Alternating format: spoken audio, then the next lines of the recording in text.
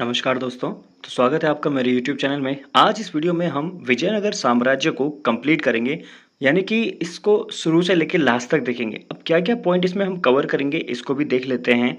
देखिए, हम देखेंगे विजयनगर साम्राज्य के जो राजवंश हैं, कौन-कौन हैं, कब से कब तक उनका समय रहता है, ठीक है। प्रशासन व्यवस्था देखेंगे इनकी कैसे थी, मुद्रा प्रणाली क्या थी, करेंसी कैसे थी, क्या थी इनकी, संस्कृति कैसी थी, सामाजिक व्यवस्था कैसी थी, शिक्षा, साहित्य, धर्म, कला और अष्टदिग्गज, ठीक है, इन तीनों को भी। यानी कि पूरा का पूरा जो विजयनगर साम्राज्य हमारा इस वीडियो में कंप्लीट हो जाएगा। तो आप सबसे निवेदन है कि अपने हाथ में कॉपी पेन जरूर रखें। अगर आपको नोट बनाने की आदत है तो आप नोट बना के मतलब वीडियो के साथ स्टे कनेक्टेड रहें, तो आपको पूरी डिटेल देखने को मिलेंगे। और एक रिक्वेस्ट है छोटी सी कि अगर आपने मतलब इस टाइप की वीडियोस आपको पसंद आती हैं तो चैनल को सब्सक्राइब जरूर कर लीजिएगा। तो चलिए फिर आगे बढ़ते हैं। देखिए, मध्यकाल यानी कि भारत की जो मिडिवल हिस्ट्री है, इसमें स्थापित होने वाले प्रथम हिंदू राज्य था जिसका नाम था विजयनगर साम्राज्य। हो सकता है यहाँ से भी डायरेक्ट एक नंबर का क्वेश्चन बन जाए कि प्रथम हिंदू राज्य किसे कहा गया है, तो विजयनगर साम्राज्य को कहा गया है। इसको याद रखिएगा, ठीक है। विजयनगर साम्राज्य की जो स्थापना होती है उसे करते हैं हरिहर और बुक्का। ये दो भाई होते हैं। इन्होंने 1336 में माधव विद्याधरण नाम का एक विद्वान ब्राह्मण था, उससे उन्होंने जो है इंस्पिरेशन ली थी, यानी कि वो इनका मार्गदर्शक था जिसने इनको इंस्पायर्ड किया। उन्होंने जो है हम्पी में हस्तिनावती नाम का एक राज्य स्थापित किया था, ठीक है ना। तो जो हम्पी में हस्तिनावती नाम का एक राज्य था, उसी को ही विजयनगर साम्राज्य बोला गया है। सवाल तो सबसे पहले ये आएगा कि विजयनगर साम्राज्य की स्थापना किसने की, तो हरिहर और बुक्का ने की। अगला सवाल, विजयनगर साम्राज्य की स्थापना कब हुई, तो 1336 में हुई। क्वेश्चन, हरिहर और बुक्का ने किससे प्रेरणा लेके विजयनगर साम्राज्य की स्थापना की थी, माधव विद्याधरण। और लास्ट क्वेश्चन जो बन सकता है वो ये कि विजयनगर साम्राज्य का पुराना नाम क्या था, तो हस्तिनावती था, जिसको कि हम्पी के नाम से भी जाना जाता था, ठीक है। आगे बढ़ते हैं। देखिए, विजयनगर साम्राज्य जो है टोटल 342 वर्षों तक रहता है और इसमें कुल 4 राजवंश हमें इन 342 वर्षों में देखने को मिलते हैं। सबसे पहला वंश है संगम वंश, दूसरा है सालुब वंश, तीसरा है तुलुब वंश और चौथा है अरबिंदु वंश, ठीक है। तो चलिए संगम वंश को देखते हैं। संगम वंश 1336 से 1486 ईस्वी, ठीक है। संगम वंश की स्थापना जो है हरि और बुक्का ने की थी। अब आप सोच रहे होंगे कि अभी तो आपने कहा था कि इन्होंने जो है हम्पी की स्थापना की और ये विजयनगर साम्राज्य संस्थापक, तो संगम वंश कैसे? देखिए, हरि और बुक्का ही संगम वंश को बिलोंग करते थे। जब इन्होंने विजयनगर साम्राज्य को बनाया यानी कि हम्पी की स्थापना की, तो ये वही टाइम था, उसी को जो है जब ये हम्पी में थे मतलब, तो उसको संगम वंश के नाम से जाना जाता था। 1336 से 1486 के बीच का समय, ठीक है। तो संगम वंश की स्थापना किसने की, हरिहर और बुक्का ने। हरिहर प्रथम संगम वंश का प्रथम शासक था और इसने आनेगोंदी को अपनी राजधानी बनाया था। हरिहर प्रथम ने अपने शासन के 17 वर्ष बाद जो है विजयनगर को अपनी राजधानी बनाई और फिर इसी नगर के नाम नाम पर विजयनगर साम्राज्य इसका नाम पड़ता है। तो सवाल क्या आएगा कि संगम वंश का प्रथम शासक कौन था, तो हरिहर प्रथम संगम वंश का शासक था। संगम वंश की राजधानी कहाँ थी, तो अनेगोंदी थी, ठीक है। विजयनगर को अपनी राजधानी किसने बनाया था, तो हरिहर ने बनाया था, ठीक है। और वो विजयनगर से ही जो है उस राजधानी से इसका नाम विजयनगर साम्राज्य पड़ जाता है, ठीक है। आगे देखिए, देखो बुक्का प्रथम। अब हरिहर के बाद बुक्का प्रथम आते हैं जिन्होंने मदुरा को जीता और अपने राज्य में मिला लिया था। अब यहाँ पे इंटरेस्टिंग फैक्ट है कि एक्चुअली ये जो धर्म होते हैं ना, इस धर्म को बढ़ावा देते हैं जो विजयनगर साम्राज्य, इसमें मतलब धर्म के लिए एक स्पेशल प्लेस देते हैं ये। तो ये क्या करते हैं, वेद मार्ग यानी वैदिक धर्म को भी अपनाते हैं, ठीक है ना। तो कहा जाता है कि बुक्का जो है वेद मार्ग का प्रतिष्ठापक था, तो इसको मतलब इसकी उपाधि दी गई है वेद मार्ग प्रतिष्ठापक की, ठीक है। फिर से देखो यहाँ पे सवाल क्या आएगा, वेद मार्ग प्रतिष्ठापक किसे कहा जाता है, तो बुक्का प्रथम को कहा जाता है, ठीक है। मदुरा को किसने जीता था और विजयनगर साम्राज्य में मिलाया था, तो बुक्का प्रथम ने मिलाया था, ठीक है। बुक्का प्रथम ने इसको जीता था, ठीक है।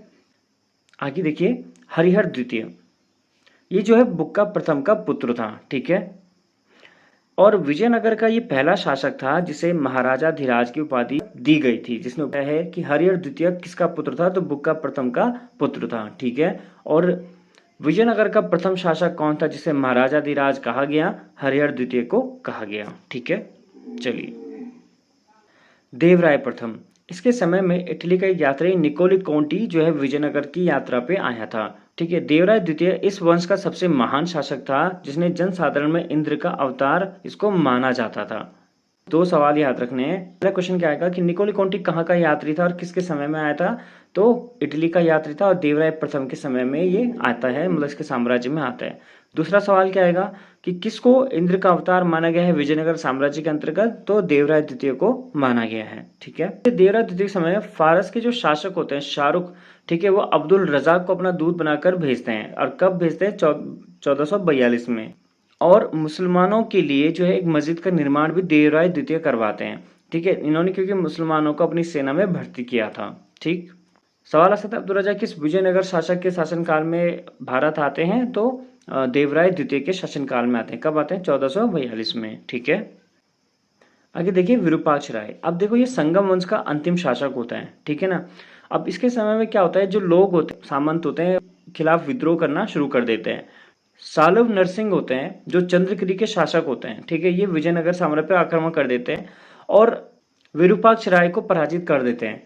ठीक है, जिससे तो अपने वंश की यहाँ पे स्थापना कर देते हैं। ठीक है, यहाँ पे भी दो तीन सवाल बन रहे हैं कि संगम वंश का अंतिम शासक कौन था? विरूपाक्ष राय था। किसके समय में राज्य में उथल पुथल होती है, राजनीतिक अराजकता फैलती है? तो विरूपाक्ष राय के समय में। संगम वंश के अंतिम शासक को किसने हराया था? तो चंद्रगिरी का जो शासक था सालव नरसिंह, उसने हराया था। ठीक है, कब हराया था? 1486 में। ठीक,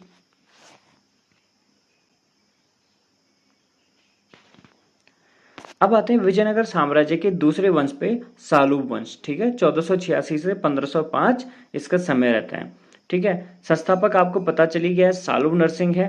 ठीक है, तो अब इसके समय में क्या होता है, जब ये अपना साम्राज्य स्थापित कर लेते हैं तो इसके जो सामंत होते हैं उन्होंने क्या किया, इसका विद्रोह करना शुरू किया। तो इसने उसके लिए क्या किया, दमन करने वालों के लिए कानून की व्यवस्था इसने स्थापित की थी। ठीक है, आते हैं इमाडी नरसिंह। ठीक है, तो सालू नरसिंह के दो पुत्र थे, एक था तिम्मा और दूसरा था इमाडी नरसिंह। ठीक है, तो तिम्मा की हत्या के पश्चात क्या होता है, इमाडी नरसिंह गद्दी पर बैठ जाता है और इमाडी जब बड़ा होता है तो उसने अपने संरक्षक नरसा नायक से उसका मतलब विवाद हो जाता है। नरसा नायक क्या करता है कि पूरा पूरा जो शासन होता है उसकी बागडोर नरसा नायक के हाथ में होती है, लेकिन उससे क्या होता है कि वो इमाडी नरसिंह को बंदी बनाकर पेनुकोंडा के किले में नजरबंद कर देता है, मतलब कि खुद ही उस जो राजा है उसको कैद कर लेता है। तो इसके बाद जब वो उसको काल कोठरी में डाल देता है तो वो लगभग 12-13 वर्षों तक सफलतापूर्वक शासक करता है विजयनगर में, और जो भी मतलब उसके खोए हुए प्रदेश होते हैं उनको पुनः अधिकार वो कर लेता है। फिर 1505 में जो नरसा नायक का पुत्र होता है उसने क्या किया कि इमाडी नरसिंह की हत्या कर दी थी। नरसा नायक का जो पुत्र होता है उसका नाम होता है वीर नरसिंह। ठीक है, और फिर उसके बाद वो खुद स्वयं गद्दी पर बैठ जाता है। ठीक, वीर नरसिंह द्वारा इमाडी नरसिंह की हत्या पर शासन पर अधिकार करने की घटना को द्वितीय बलपहार या द्वितीय अपहरण कहा जाता है। ठीक है, ये इंपॉर्टेंट क्वेश्चन है यहाँ पे। इसके बाद आते हैं देखो तुलुप वंश। ठीक है, अब 1505 से 1565 तक तुलुप वंश आता है। जो वीर नरसिंह है ये देखो तुलुप वंश को जो है स्थापित इसी ने तो किया। तालुप वंश है आपका, तो उसको तो इन्होंने ऑलरेडी खत्म कर लिया था। ठीक है ना, तुलुप वंश जो तुम्हारा नरसा नायक था उसने ऑलरेडी मतलब वो तुलुप वंश का ही था। वीर नरसिंह जो तुलुप वंश का संस्थापक है जिसने 4 सालों तक जो है शासन किया था इसमें। ठीक है, इमाड़ी नरसिंह की हत्या करके जो है सिंहासन पर बैठा था, तो काफी ज्यादा मतलब पॉलिटिकल कियोस का इसको सामना करना पड़ता है। ठीक है ना, तो अपने शासन काल में वीर नरसिंह ज्यादातर क्या करता है, आंतरिक विद्रोह और बाह्य आक्रमणों का ही मुकाबला करता रहता है। 1509 में जब इसकी मृत्यु हो जाती है तो उसका एक छोटा भाई होता है कृष्णदेव राय, तो वो शासक बनता है। ठीक, अब देखो इंपॉर्टेंट है कृष्णदेव राय, यहां से आपको क्वेश्चन आएंगे। देखो वीर नरसिंह का तो आपको याद हो गया होगा। ठीक है, लेकिन अब कृष्णदेव राय को समझना है बस यहां से। ठीक है, तो सबसे पहले तो याद रखना तुलुप वंश से थे कृष्णदेव राय और विजयनगर साम्राज्य के अंतर्गत हम इसको समझ रहे हैं। आई होप आपको हायरार्की समझ में आ रही होगी, नहीं तो वीडियो को पॉज करके एक बार पीछे रिवाइंड कर लो और फिर से देख लो। ठीक है, चलिए आगे देखिए।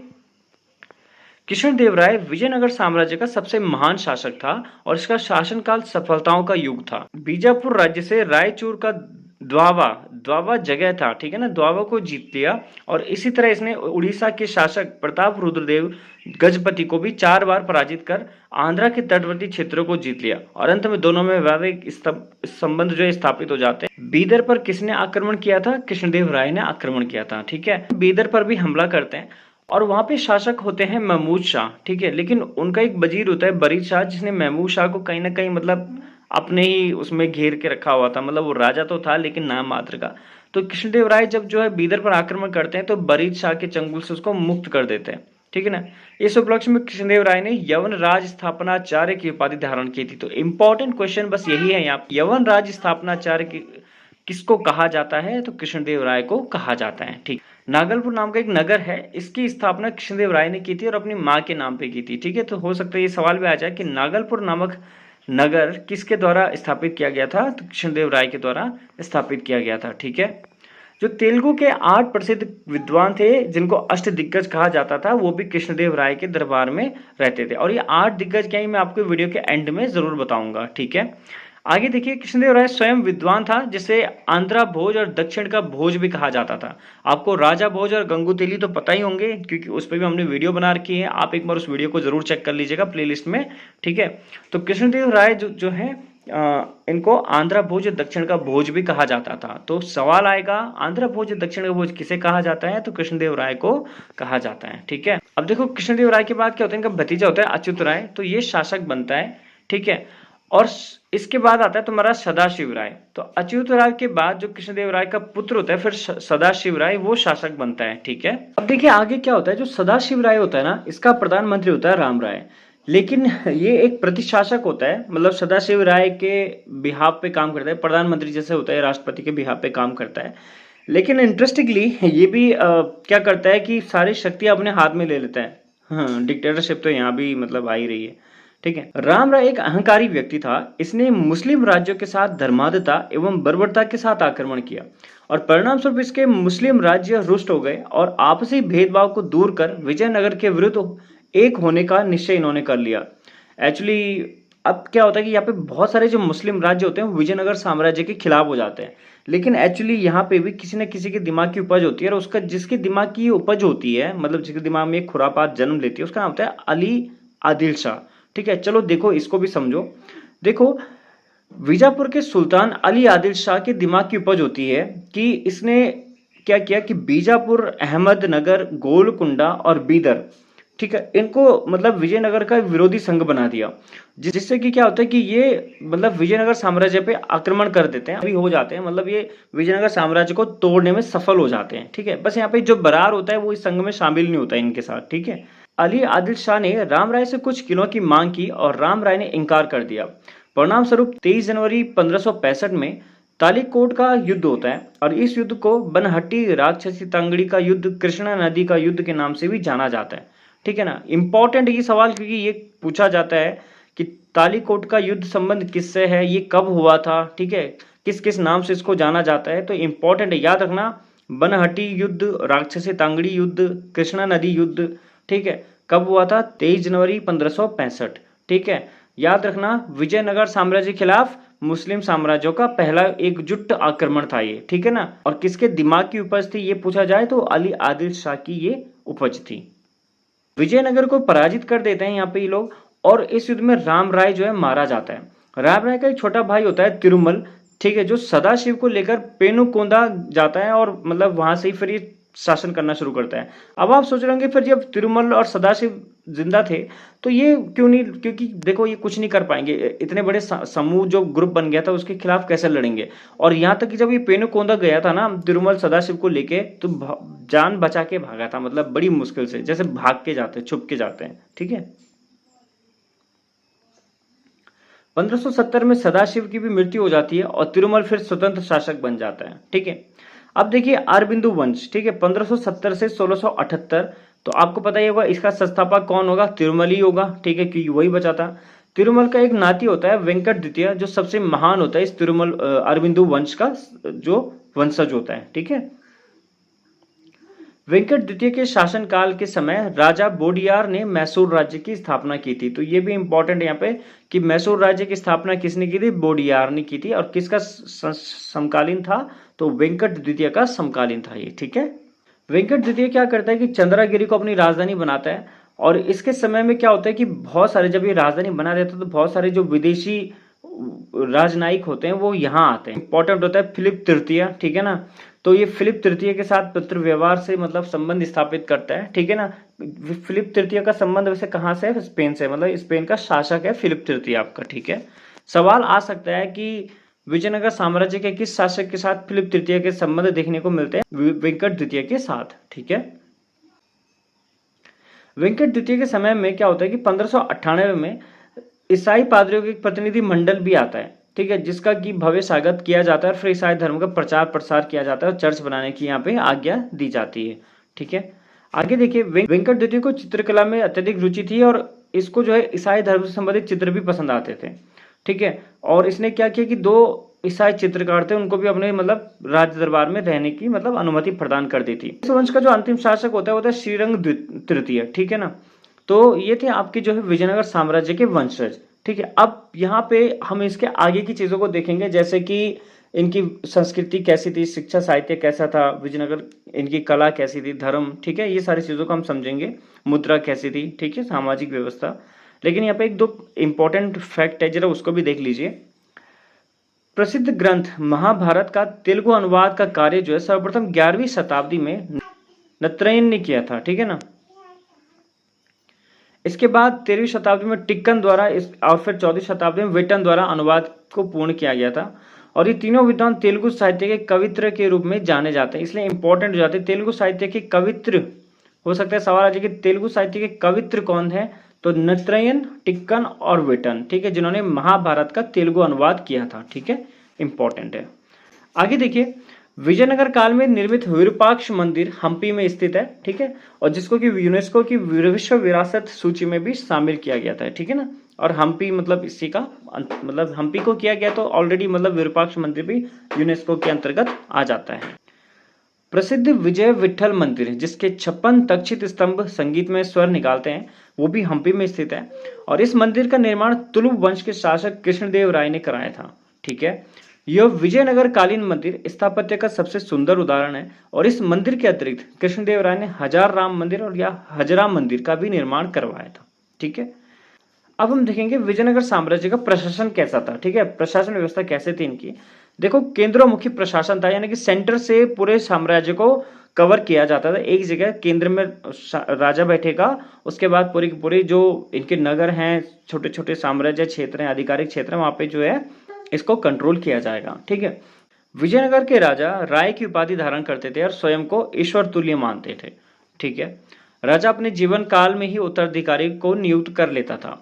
इस काल में युवराज का भी अभिषेक होता था, जिसे युवराज पट्टाभिषेकम कहा जाता है, ठीक है। लगता है कि युवराज पट्टाभिषेकम का संबंध किससे है, जब युवराज का राज अभिषेक होता है। राजा की सहायता के लिए भी यहाँ पे इन्होंने 2 परिषदों का निर्माण किया हुआ था। देखो, एक थी राज्य परिषद, दूसरा था मंत्री परिषद। तो जो राज्य परिषदें थी, इनका स्वरूप व्यापक होता था। राजा इसी की सलाह पर नीतियों को बनाते थे। इसकी स्थिति औपचारिक अधिक होती थी, ठीक है। मंत्री परिषद, अब मंत्री परिषद क्या होता था, छोटा होता था, जिसमें कुल 20 सदस्य होते थे। प्रधानमंत्री, उप मंत्री और विभागों के सदस्य होते थे। विद्वान भी यहाँ पे होते थे, जो मतलब राजनीति में निपुण होते हैं, ऐसे विद्वानों को रखा जाता था जो 50 से 70 साल की आयु के होते थे, ठीक है ना। उन्हीं को इसका सदस्य बनाया जाता था। अध्यक्ष, प्रधानी और महाप्रधानी मतलब इसमें होते थे। राजा व युवराज के पद के बाद जो है इनका स्थान होता था, ठीक है। इसके अतिरिक्त राजा की सहायता के लिए एक सचिवालय भी होता था, जिसमें विभागों को बांटा गया था। अब वो विभाग क्या क्या था, जरा एक बार देख लीजिए।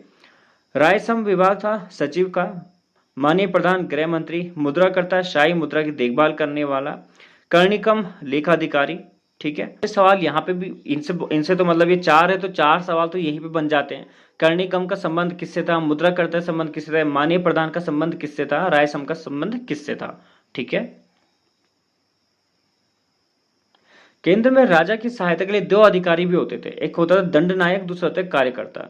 दंड नायक जो उच्च अधिकारियों का समूह होता था और कार्यकर्ता जो है निम्न श्रेणी के अधिकारियों का समूह होता था, ठीक है।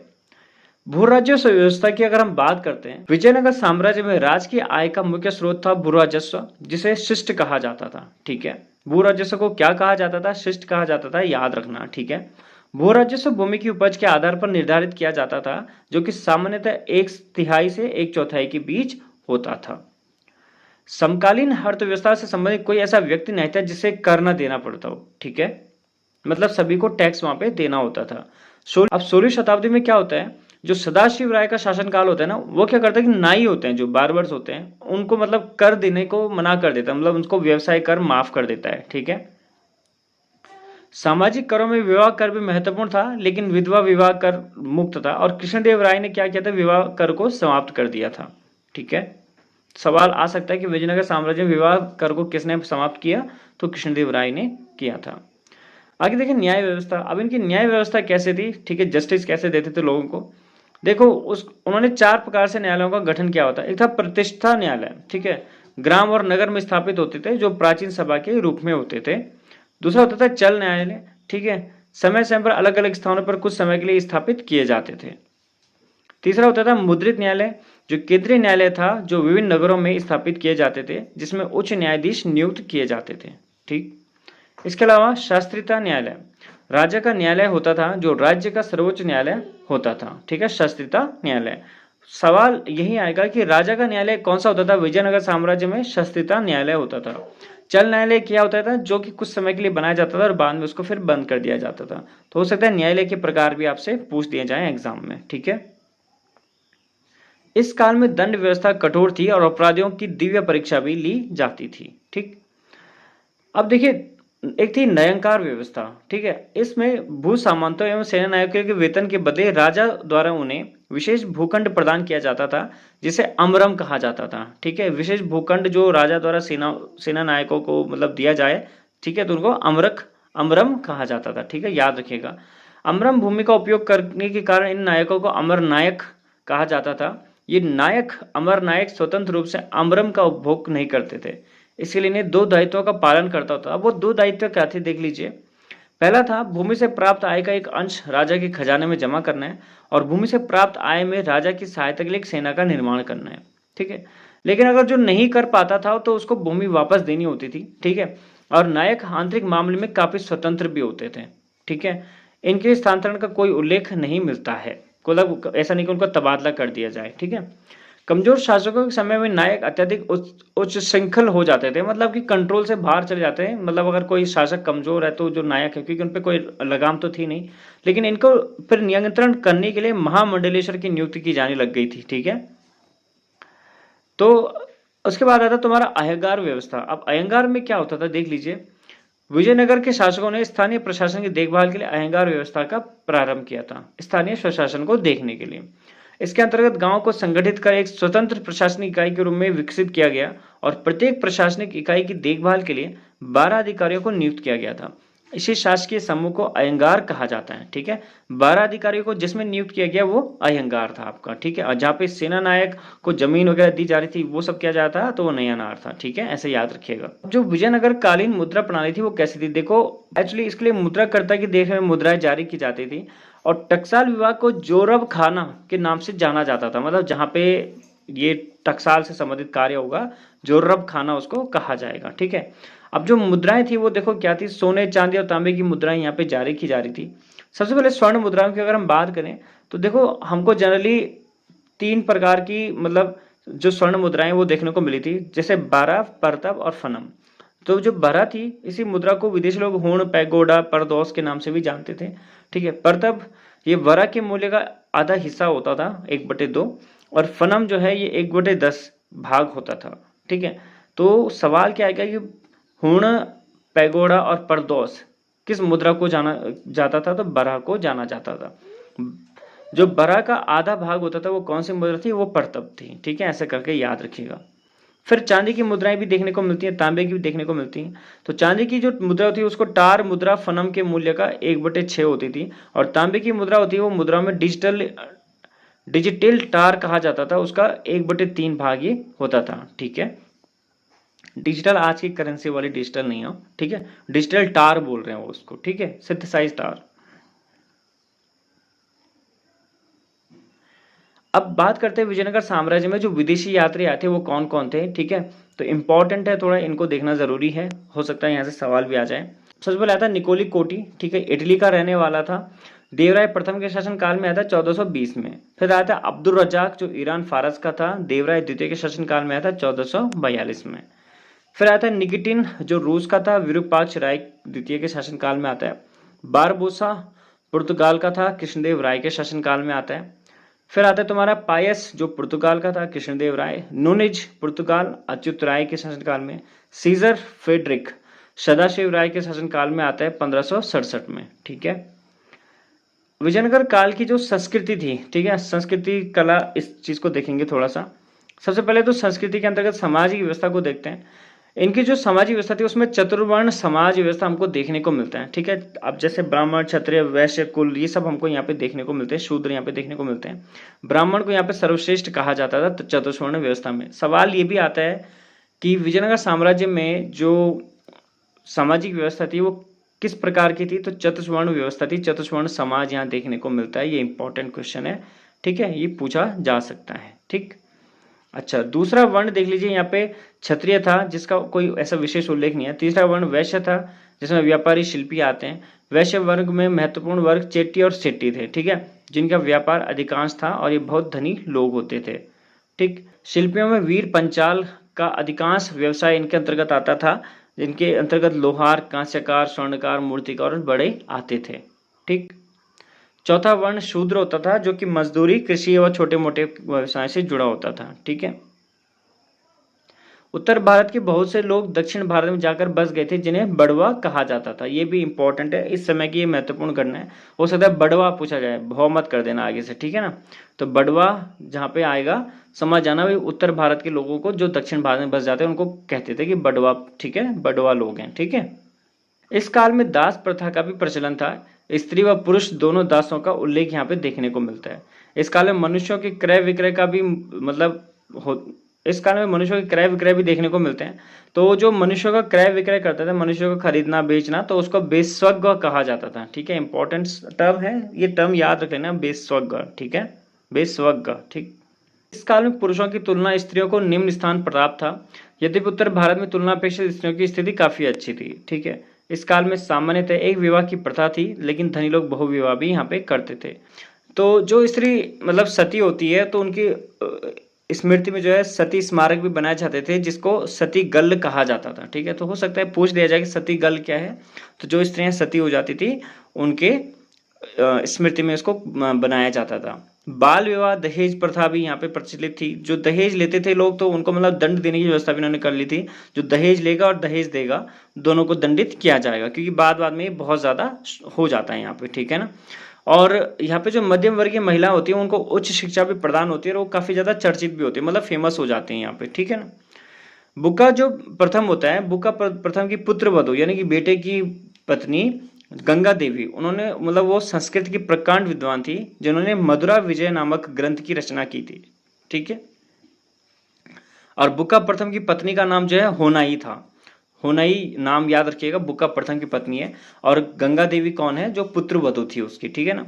तो अब सवाल क्या आएगा, सिर्फ एक सवाल इंपॉर्टेंट है कि मधुरा विजय जो ग्रंथ है ये किसके द्वारा लिखा गया, गंगा देवी के द्वारा लिखा गया। इनकेस पूछ दिया जाए होनाई किसकी पत्नी थी, तो बुक्का प्रथम की पत्नी थी, ठीक है। और गंगा देवी को पूछा जाए तो वो आपकी जो पुत्र वधू थी किसकी, बुक्का प्रथम की, ठीक है। एक मोहनांगी नाम की महिला होती है जिसने मरीचि परिणम की ग्रंथ की रचना की थी। तो हो सकता है पूछेगा मरीचि परिणम ग्रंथ किसने लिखा था, मोहनांगी नाम की एक महिला थी उसने लिखा था। चलिए आगे देखिए, शिक्षा और साहित्य। अब ये थोड़ा सा ही रह गया है, खत्म होने वाला है, ठीक है। तो देखो शिक्षा और साहित्य की बात करें तो देखो, शिक्षा साहित्य के लिए कोई विद्यालय नहीं थे, लेकिन मठ और मंदिर होते थे। मंदिरों में ही जो है शिक्षा यहाँ पे दी जाती थी, ठीक है। और राजा क्या करते थे, मठ और मंदिरों को भूमि अनुदान देकर शिक्षा को प्रोत्साहित यहाँ पे करते थे, ठीक। संस्कृत, तेलुगु, तमिल और कन्नड़ भाषाओं का विकास यहाँ पे हमको देखने को मिलता है काफी ज्यादा। विजयनगर साम्राज्य में तेलुगु और तमिल भाषा काफी ज्यादा विकसित होती है यहाँ पे। संस्कृत अभिजात्य उच्च वर्ग की भाषा थी यहाँ पे, ठीक है। संस्कृत इसमें उच्च वर्ग की भाषा थी, ठीक। माधव विधारण के छोटे भाई थे आचार्य सायण, जिन्होंने संस्कृत के प्रकांड विद्वान जिनको कहा जाता था, जिन्होंने वेदों पर भाष्य लिखे थे। तो ये भाष्य जो है इंपॉर्टेंट है, वेदों पर भाष्य पढ़ने वाले ऋषि को होत्र कहा जाता है। ये इंपॉर्टेंट यहाँ पे कहीं पे आया नहीं, इसलिए मैंने आपको बता दिया है। लेकिन हो सकता है आपसे पूछा जाए साम्राज्य के अंतर्गत भाष्य किसने लिखे थे, तो आचार्य सायण ने लिखे थे, ठीक है, जो माधव विधारण के छोटे भाई थे, ठीक। कृष्णदेव राय ने जामवंती कल्याणम नामक ग्रंथ की रचना की थी। हो सकता है पूछ दिया जाए कि कृष्णदेव राय ने जामवंती कल्याणम नामक ग्रंथ की रचना की थी, ठीक है। आगे देखिए, तेलुगु भाषा के प्रसिद्ध विद्वान श्रीनाथ थे जिन्होंने हरिविलासम नामक ग्रंथ की रचना की थी। तो यह भी इंपॉर्टेंट क्वेश्चन हो जाता है कि हरिविलासम किसके द्वारा रचा गया था, श्रीनाथ के द्वारा रचा गया था, ठीक। देवराय द्वितीय ने इन्हें कवि सार्वभौम की उपाधि प्रदान की थी। ठीक है, अब ये तो शायद ना भी आए, लेकिन हरिविलासम पूछा जा सकता है, जामवती कल्याणम पूछा जा सकता है।